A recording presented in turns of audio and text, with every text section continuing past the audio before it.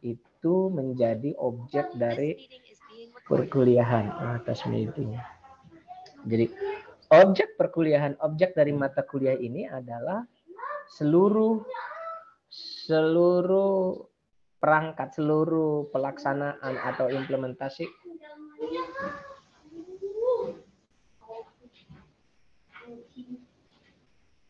ini anak dua di ruangan masa rusuh ini.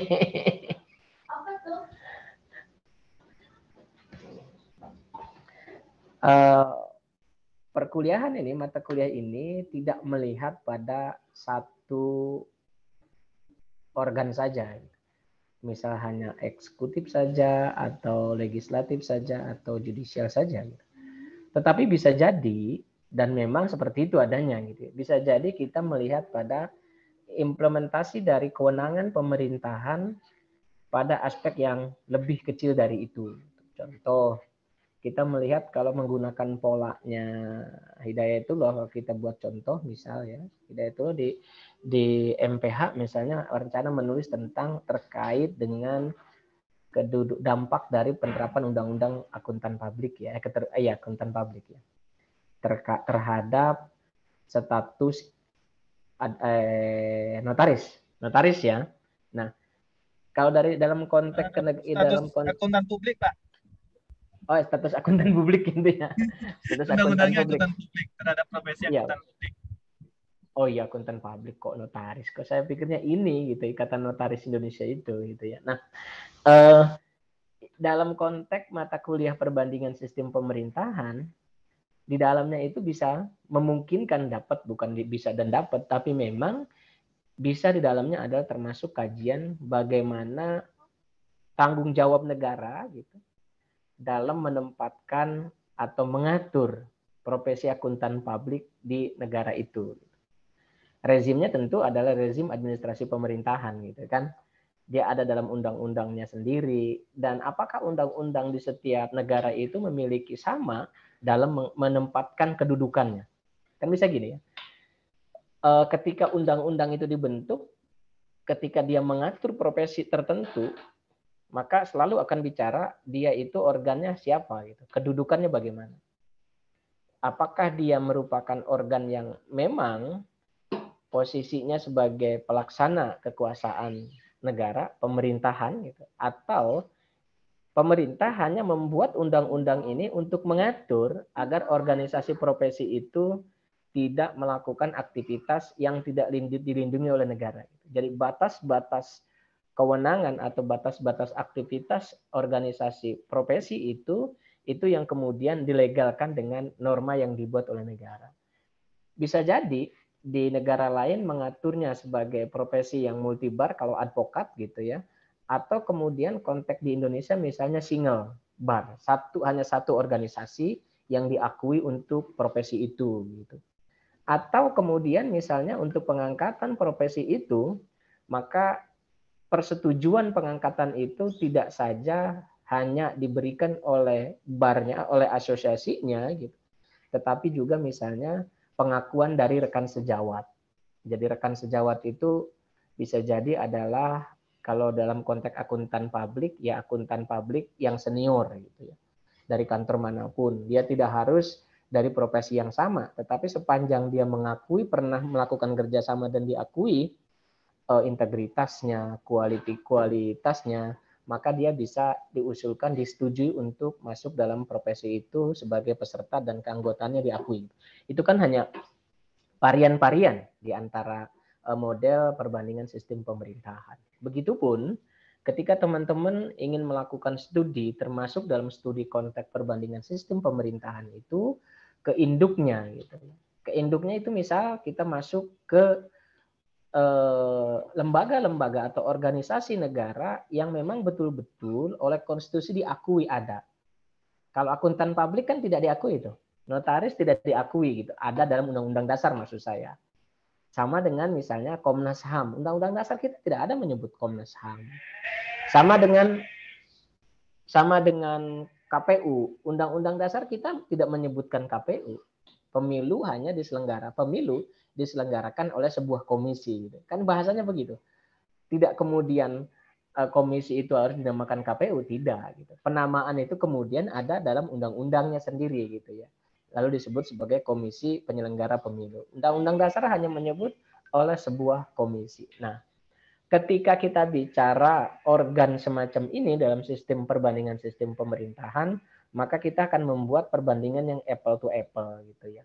Yang sederajat maksud saya. Jangan kita membandingkan dua hal yang tidak sederajat, maka akan muncul simpulan akan timpang gitu. Kalau kita membuat perbandingannya adalah tentang penyelenggara pemilu yang diatur oleh undang-undang, maka di negara lain pun kita bicaranya tentang penyelenggara pemilu. Bisa jadi di negara lain penyelenggara pemilu itu adalah pemerintah misalnya gitu ya. Tapi kan nggak jamak gitu ya. Kecuali kita zaman dulu gitu ya. Atau kemudian bisa jadi dia lembaga independen. Kira-kira begitu.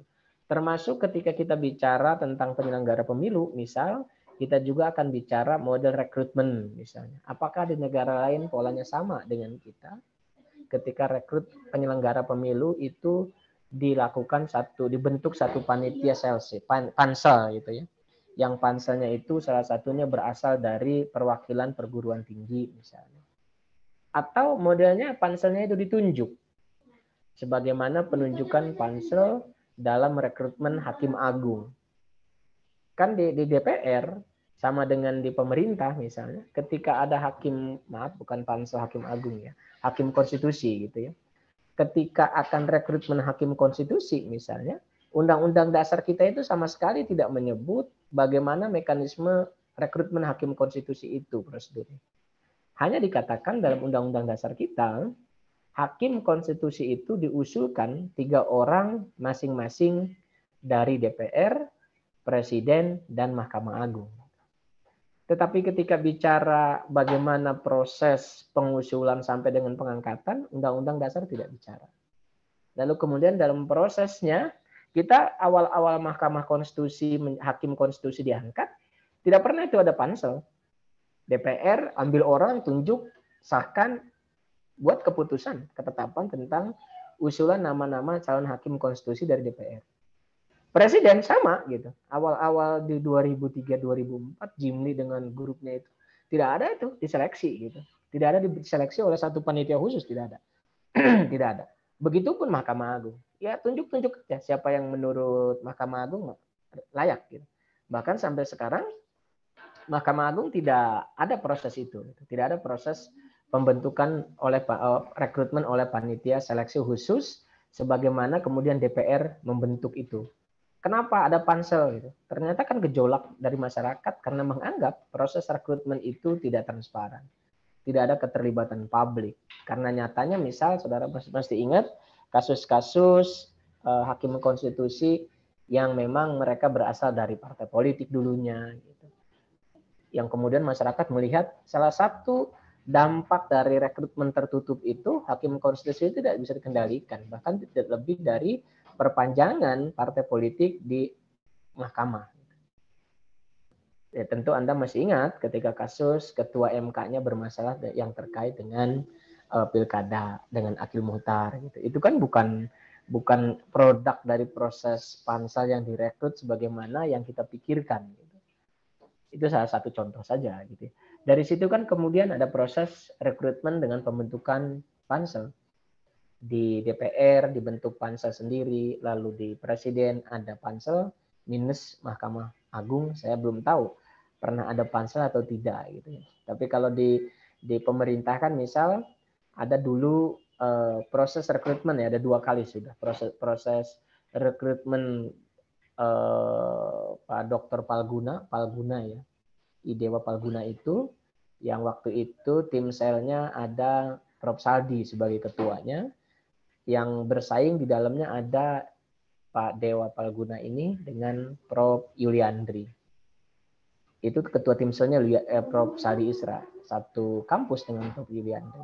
Begitu prosesnya berjalan, bla bla bla, begitu pengambilan keputusan, kata ketua tim selnya, karena yang bersangkutan salah satu calonnya adalah orang koleganya di Andalas, maka dia absen, tidak memberikan suara misalnya gitu ya. Lalu yang terakhir misalnya juga ada tim sel yang dibentuk ya untuk menggantikan Ibu Prof. Maria Farida. Yang terakhir itu kan sisa ada Prof. Susi Dwi dari Andalas, lalu ada Prof. Neni Nurbaningsih dari UGM, gitu kan. Kan tim sel itu yang kemudian menyodor hasilnya disodorkan kepada presiden, presiden yang menetapkan. Di luar itu kan ada Prof. siapa yang dari Nikmatul Huda ya, Prof. Nikmatul Huda. Jadi ada Prof. Nikmatul Huda, Prof. Susi, ada Neni Nurbaningsih ya dari UGM. Itu kan produk dari hasil pansel. Pertanyaannya apakah di negara lain sama seperti itu? Misalnya di Korea Selatan. Atau kalau kita melihat ke Kelsenian model gitu, yang model kekuasaan, model Mahkamah Konstitusi yang orinya ya, yang asalnya gitu kan di Austria gitu ya. Dengan Konstitusi Austria 1920 misalnya. Itu model dari Kelsenian itu kan yang banyak diadop di negara lain termasuk kita gitu. Termasuk kita dari sisi organnya. MK-nya sendiri di luar dari Mahkamah Agung. Sementara kalau American model itu MK itu tidak ada. Semuanya masuk dalam Mahkamah Agung Federalnya. Kan modelnya seperti itu. Pilihan-pilihannya model seperti itu. Nah, ketika kita melakukan perbandingan dari sisi itu, bisa jadi kita misalnya membuat perbandingan pada pola eksekutifnya juga. Tadi kan Mahkamah Konstitusi dan Mahkamah Konstitusi hanya satu bagiannya saja, satu fatnya, hanya bicara terkait dengan rekrutmen hakim konstitusi misalnya. Tapi kita membuat perbandingan di berbagai negara, baik model negara dengan sistem pemerintahan federal gaya Amerika misalnya, atau kemudian model negara kesatuan selain Indonesia. Misalnya gayanya Korea Selatan, lalu gayanya Malaysia misalnya, atau Austria dalam pola rekrutmen hakim konstitusi. Atau ketika kita membuat perbandingan sistem pemerintahan ditarik ke atas yang lebih tinggi, kita bicaranya pada kekuasaan kehakimannya saja, judicial power-nya. Maka judicial power kita bisa melihat pada seluruh sistem kenegaraan. Baik sistem kenegaraan yang menganut pola presidensil ataupun parlementer, ataupun sistem kenegaraan yang mengatur sistem pemerintahannya dengan model kerajaan. Atau kita melihat pada bentuk negaranya, di negara kesatuan atau di negara federal. Kalau sudah konteksnya bentuk negara kan kita melihatnya hanya dua kan. Kalau enggak kesatuan ya federal. Gaya Indonesia, gaya Amerika di dua hal yang berbeda. Karena Indonesia itu kesatuan, Belanda itu kesatuan misalnya, di Amerika federal. Lalu kemudian ada Inggris misalnya dengan model kerajaan.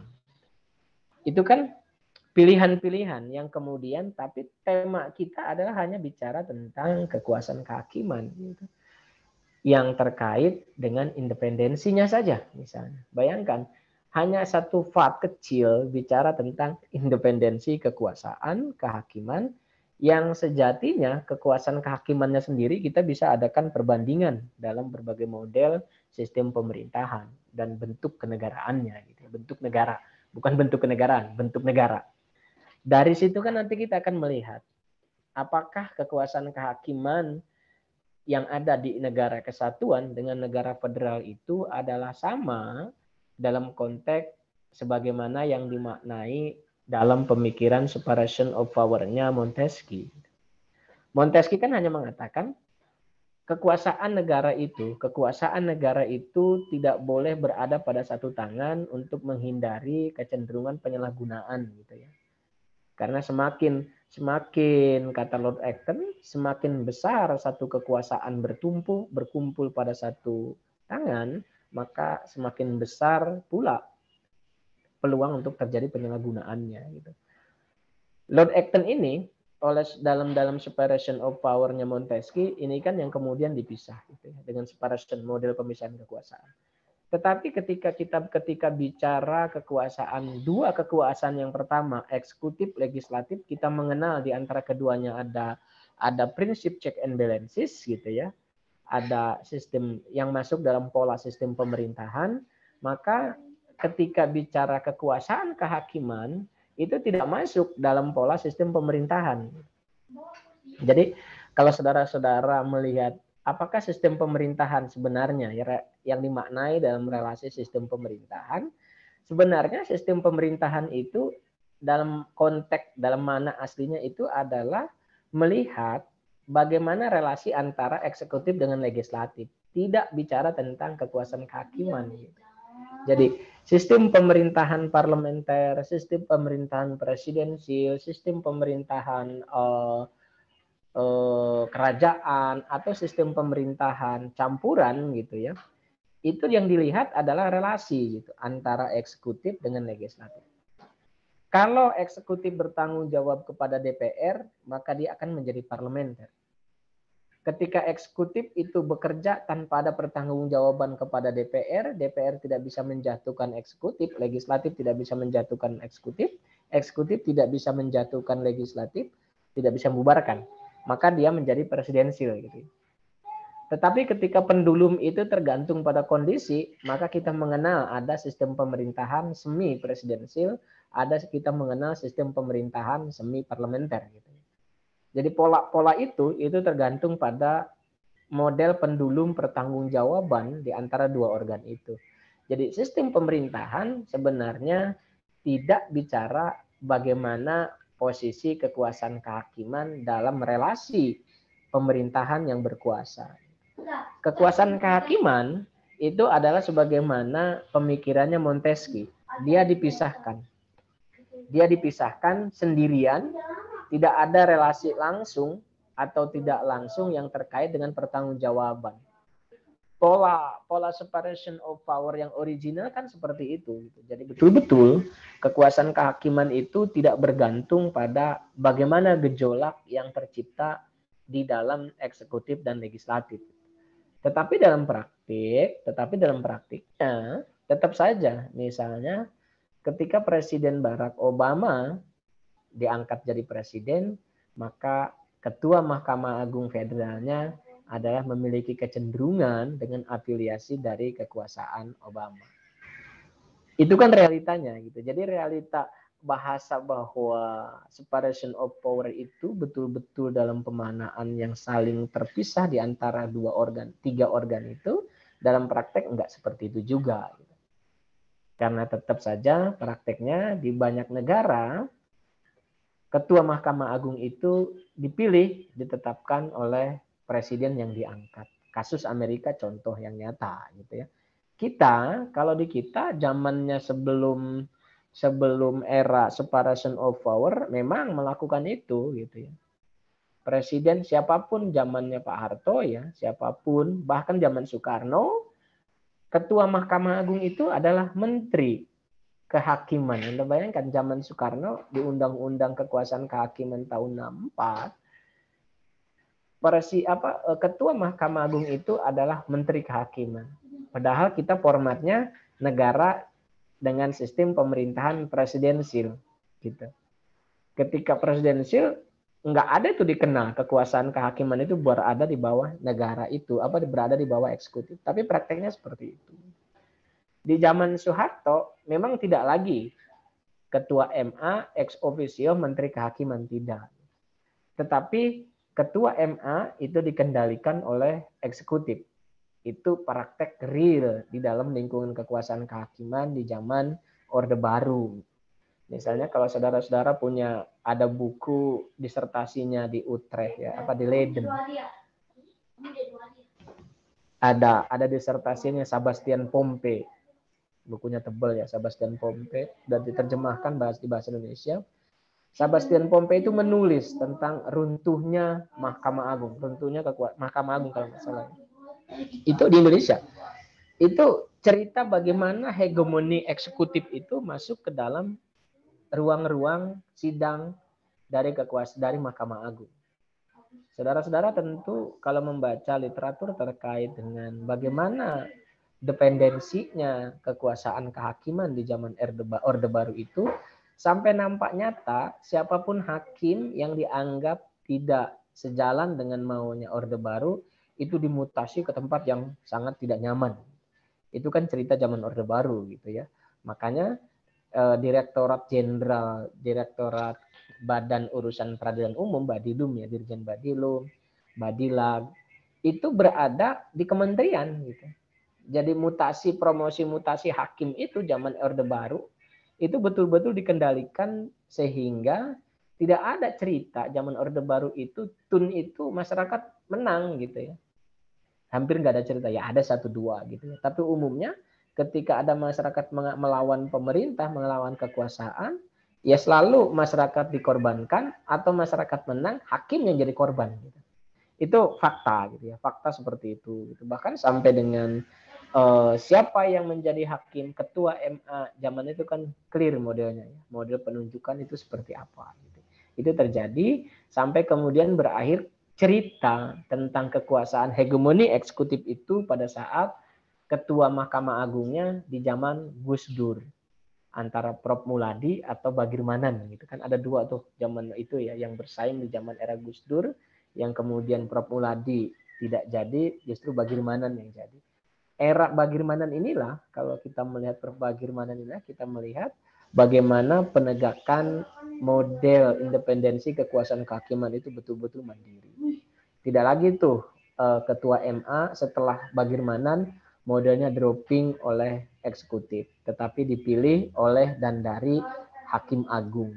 Kan itu prosesnya sampai hari ini ya terjadi, sampai dengan pemilihan Prof. Dr.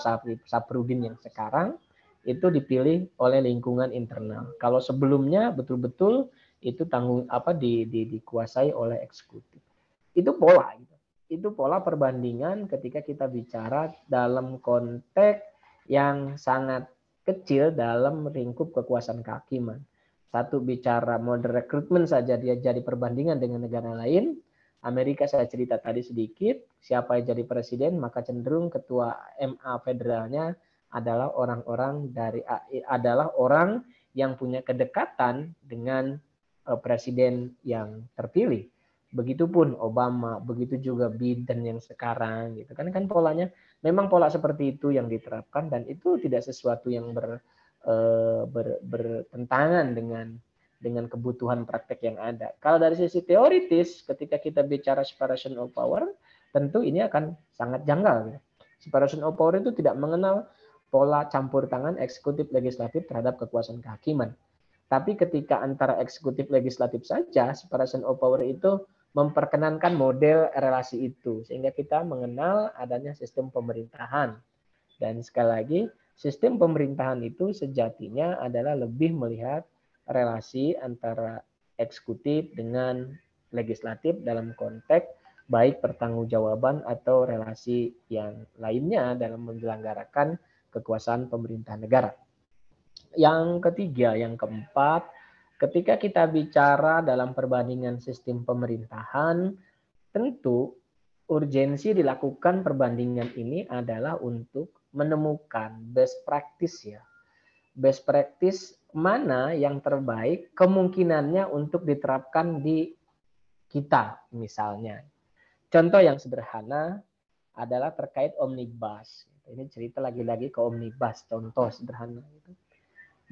Bagi ahli yang berpikir bahwa omnibus itu bagus di Prancis, omnibus itu bagus di Amerika, maka pemikir atau teoretikal itu ada yang mengatakan di tempat asalnya dia bagus, maka ketika dicangkokkan ke negara tujuan, maka negara itu juga akan bagus. Tanpa ada melihat apakah kultur, apakah sistem hukum yang ada di dalam negara tempat tujuan pencangkokan itu sesuai atau tidak sesuai dengan kultur dan sistem hukum yang ada di negara asal. Jadi salah satu kegagalan omnibus itu karena memang dicangkok dari sistem hukum yang berbeda dengan kita. Mereka menggunakan sistem hukum seperti itu, sementara kita berangkat dari sistem hukum yang jelas lebih cenderung kepada Eropa kontinental daripada Anglo-Amerika atau Anglo-Saxon gitu. Pola omnibus lebih jauh berkembang dalam kultur Anglo-Saxon, sistem hukum Anglo-Saxon dibanding dengan model yang kita lakukan. Meskipun Prancis modelnya seperti lebih cenderung pada model Eropa kontinental, tetapi budaya kita berbeda. Budaya kita berbeda dan norma hukum kita yang terkait dengan pola pembentukan peraturan perundang-undangan sudah mengatur terlebih dahulu modelnya gitu ya. Kalau dia tidak mencabut, dibentuk dari awal atau merubah. Jadi kan cuma 3. Undang-undang baru sama sekali, undang-undang merubah, hanya merubah bagian tertentu, ada juga undang-undang yang kemudian memang undang-undang yang mencabut sama sekali. Hanya kita menyebut polanya itu. Gitu. Polanya di wilayah 3. Tidak dikenal menyatukan berbagai macam objek yang punya keterkaitan, punya irisan dalam satu norma sehingga itu disebut dengan undang-undang gaya omnibus itu. Gitu. Kalaupun dulu kita memang dikenal ada undang-undang organik misalnya ya. Undang-undang misalnya undang-undang kekuasaan kehakiman. Di dalam undang-undang kekuasaan kehakiman itu ada perintah untuk dibentuk undang-undang tentang Badan Peradilan Umum misalnya. Undang-undang tentang peradilan tun. Tetapi itu sistemnya diperintahkan, disubordinasi, gitu ya, disubordinasi. Yang atribusinya itu adalah pembentukan undang-undang kekuasaan kehakiman.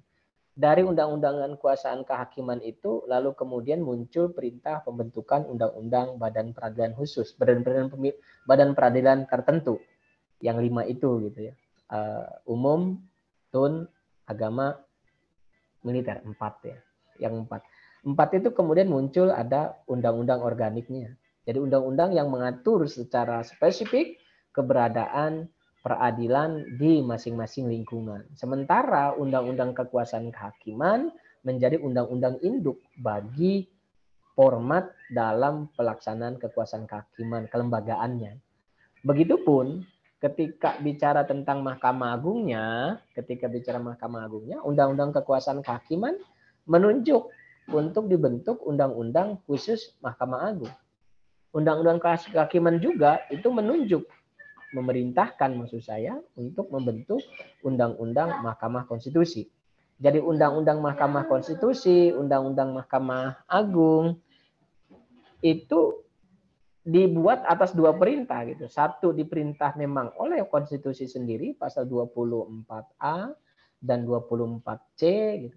Tapi sisi lain dia juga diperintahkan secara delegatif oleh undang-undang yang satu level, yaitu oleh aturan yang satu level, yaitu undang-undang, itu undang-undang kekuasaan kehakiman.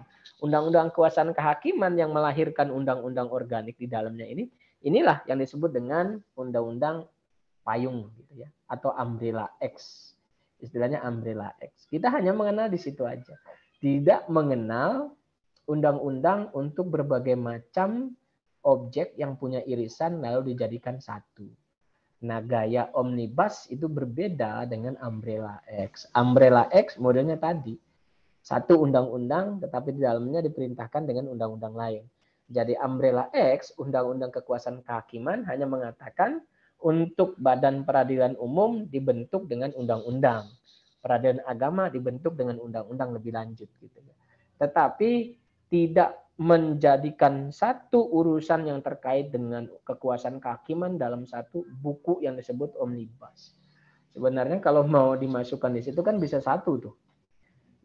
Sebagian undang-undang AJR gitu ya, sebagian undang-undang lingkungan hidup, sebagian undang-undang peradilan anak, sebagian undang-undang yang terkait dengan proses penegakan hukum, maka bisa jadi ada muncul satu omnibus.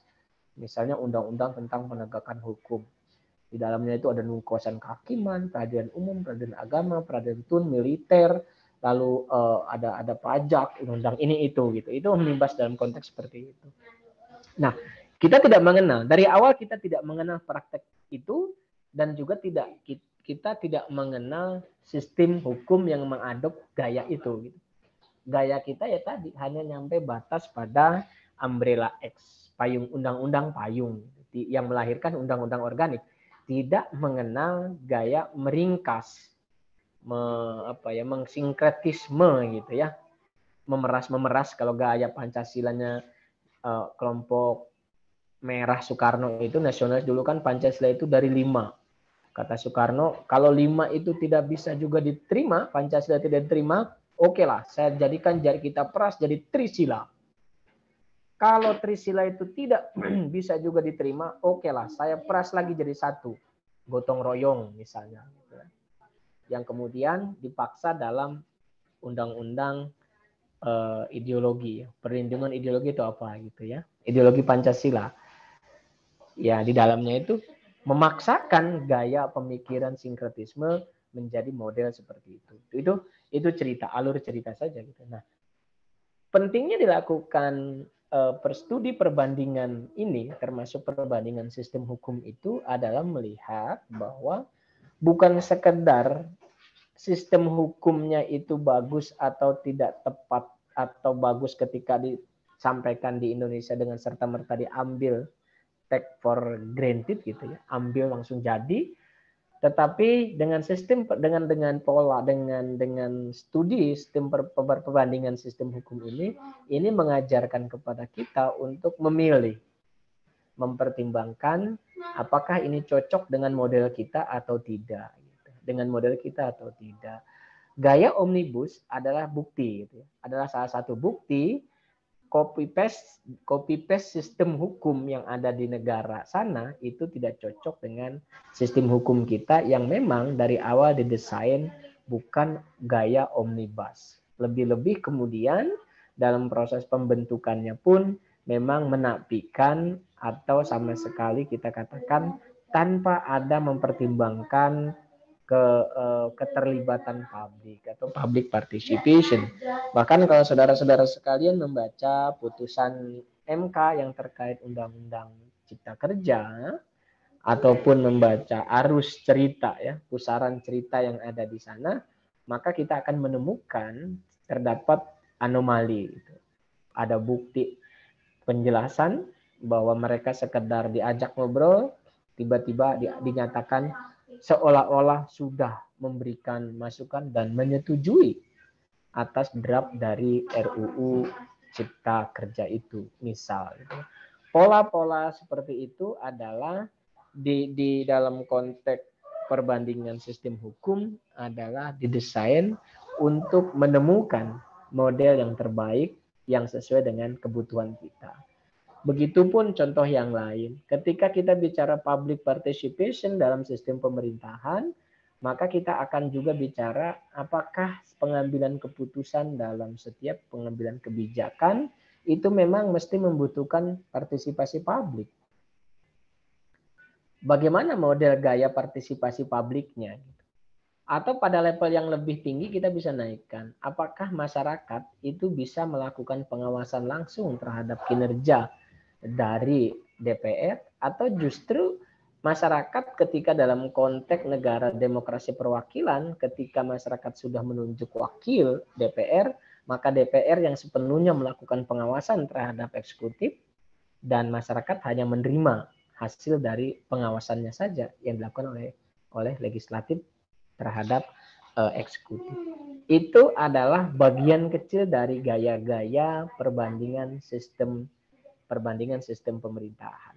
Jadi dalam konteks perbandingan maka tidak harus berakhir dengan persetujuan mengadop model hukum tertentu atau sistem tertentu ke negara kita.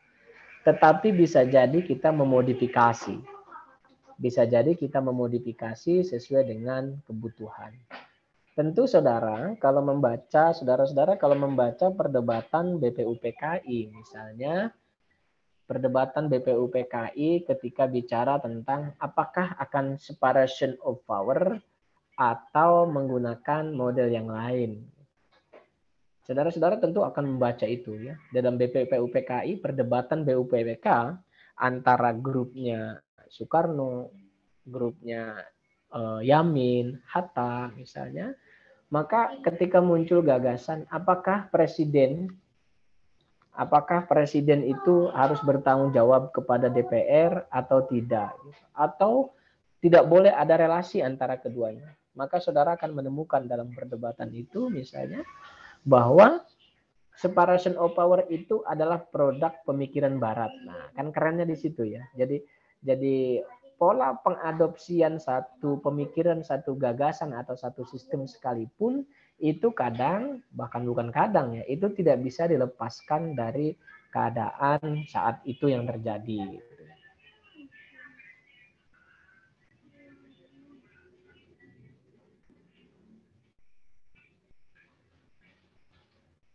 Nah, kenapa misalnya separation of power tidak diterima di Indonesia? Di BPUPK, perdebatannya itu nampak betul.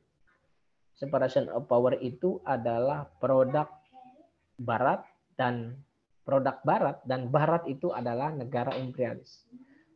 Ada tulisan semacam bacaan itu yang disampaikan oleh para pemikir bangsa kita zaman itu.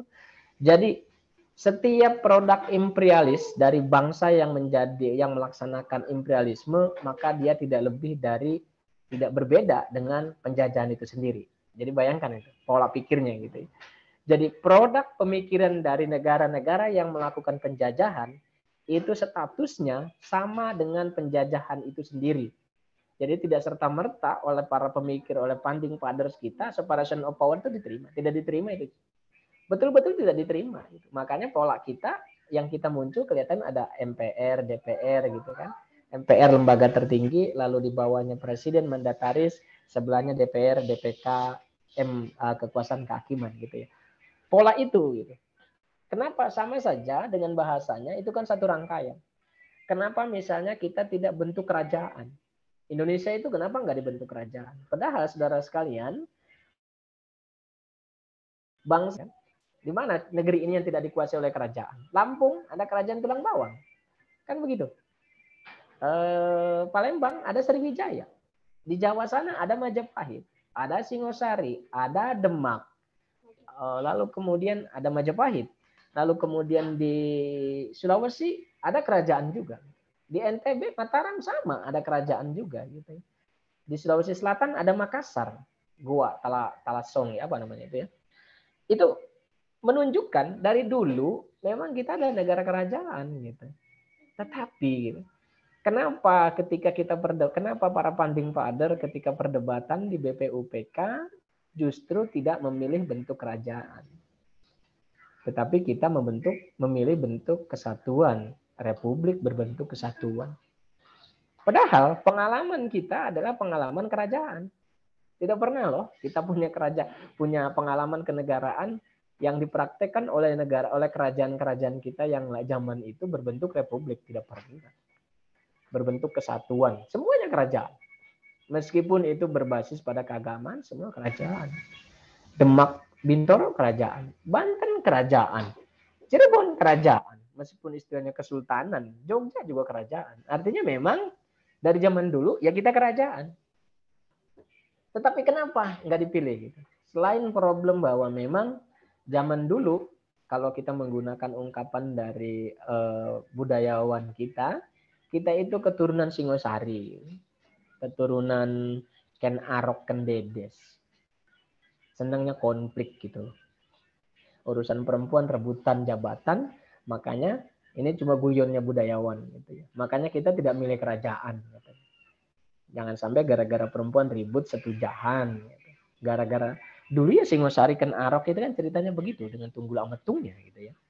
Jadi karena kita zaman keturunan dari raja-raja yang hobinya berperang, berkonflik, maka kata budayawan ini, ya daripada kita milih konflik terus nggak berkesudahan karena memang darah kita mengalir watak Tunggul Ametung dan Ken Arok, maka kita tidak milih kerajaan.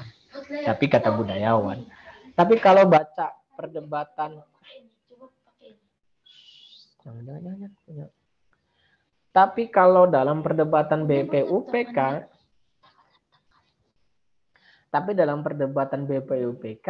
maka saudara-saudara akan menemukan kenapa bentuknya kerajaan, bentuknya adalah negara kesatuan berbentuk republik. Kenapa? Sama gitu, karena memang satu napas. Kerajaan kita dijajah oleh kerajaan Inggris, Belanda. Yang jajah kita itu rata-rata kerajaan gitu ceritanya. Maka dianggap zaman itu dipilihlah modelnya adalah tidak boleh kerajaan. Kenapa tidak parlemen? Kita presidensil. Kenapa tidak parlemen? Sama gitu. Polanya padahal gitu ya, kalau dilihat dari hasil penelitian terakhir di dunia ini gitu, mayoritas sistem pemerintahan yang terbanyak itu adalah parlemen, bukan presidensil. Yang paling banyak diadopsi oleh negara-negara yang ada di dunia. Entah nanti di akhirat gitu, kalau masih ada negara model itu lagi gitu ya. Tapi prinsipnya adalah negara paling banyak sebetulnya diadop adalah dengan model parlementer dibanding dengan model presidensil atau kerajaan. Gitu ya. Kalaupun kerajaan rata-rata sekarang kan monarkinya tidak lagi monarki absolut, selalu monarki konstitusional atau monarki berparlemen. Modelnya seperti itu. Jadi dengan studi perbandingan ini, para founding father kita itu menilai sudah. Termasuk salah satunya mengatakan apa yang saya ungkapkan tadi. Kita membenci imperialisme, kata cerita di BPUPK, menjadi paradoks, menjadi bertentangan kalau kemudian kita sendiri yang menjalankan sistem yang dihasilkan oleh negara-negara imperialisme. Makanya kita tidak mengenal parlementer zaman itu, kita tidak mengenal federalism, kita juga tidak mengenal separation of power. Kita hanya mengenal, tidak pula kita mengenal kerajaan. Kita justru berkiblat dengan model gaya kita. Kalau saudara-saudara mencari model gaya sistem pemerintahan kita bernegara dengan 7 kunci gitu kan, 7 pokok kunci bernegara dalam penjelasan undang-undang dasar kita, maka saudara-saudara tidak akan menemukan di dunia, di negara manapun, belahan manapun, yang menggunakan atau menganut model dengan adanya MPR sebagai majelis tertinggi dalam kekuasaan penyelenggaraan pemerintahan negara. MPR sebagai penjelmaan rakyat. Kan modelnya seperti itu kita. Yang kemudian disalahgunakan justru mendorong terciptanya kekuasaan yang sentralistik yang berada pada kekuasaan eksekutif. Ini salah satu urgensi atau salah satu sekian manfaat kenapa studi perbandingan sistem atau perbandingan secara umum itu dilakukan, termasuk dalam studi di mata kuliah di bagian apa di program studi magister ilmu hukum. Jadi polanya seperti itu. Jadi kalau mana original sistem pemerintahan itu artinya membandingkan pola pertanggungjawaban relasi antara presiden, antara eksekutif dengan legislatif.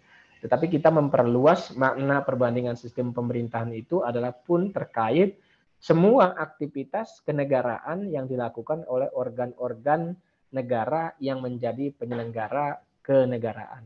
Apakah dia level pusat atau dia level daerah, sepanjang dia diakui oleh konstitusinya sebagai organ penyelenggara urusan pemerintahan. Any question? 1 jam saya berkicau, hampir.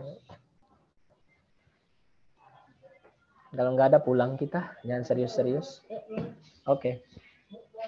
Nanti mulai depan kita preteli ya satu-satu, kita satu eksekutif versus eksekutif Indonesia dan American misalnya, atau mana gitu ya. Kita perlahan saja. Tapi saya sih berharap nanti, saya nggak tahu nih, Hidayat ada, saya nggak punya loh. Di antara kalian ada yang punya nomor WA. Saya punya. Ini aja sih 1 orang. Ketua kelasnya siapa nih? Sikin, Pak. Ketua grup. Sikin. 29 418 Ya udah. Saldo GoPay-nya nggak ada apa-apain.